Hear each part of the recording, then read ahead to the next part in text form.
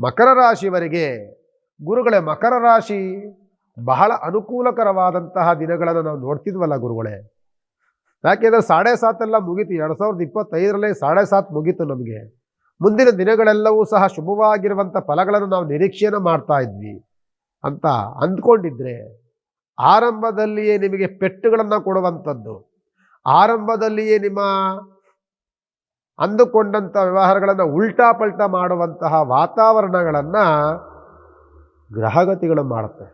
ಯಾಕೆ ಅಂದರೆ ವರ್ಷದ ಆರಂಭದಲ್ಲಿ ಜನ್ಮದಲ್ಲಿ 4 ಗ್ರಹ ಸೇರಿಕೊಳ್ತವೆ. ಮಕರ ರಾಶಿಯ ಜನ್ಮದಲ್ಲಿ 4 ಗ್ರಹಗಳು ಸೇರಿಕೊಳ್ಳುತ್ತವೆ. ಜನ್ಮ ರಾಶ್ಯಾಧಿಪತಿಯಾದಂಥವನು ಶನಿಗ್ರಹ, ಮಕರ ರಾಶಿಯಾಧಿಪತಿ ಬಂದು ಆದಂಥವನು ಶನಿಗ್ರಹ. ಆ ಶನಿಯ ಗ್ರಹ ಜೊತೆಯಲ್ಲಿ ಆ ಶನಿಯ ಮನೆಯಲ್ಲಿ ಸೇರಿಕೊಳ್ಳುವಂಥವನು ರವಿಗ್ರಹ.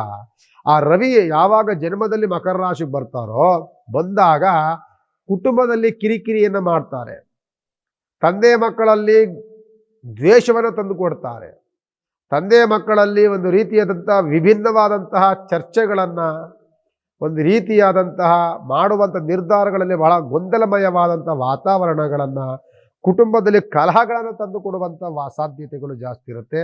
ಅದರ ಬಗ್ಗೆ ಎಚ್ಚರಿಕೆಯನ್ನು ವಹಿಸಬೇಕಾಗ್ತದೆ.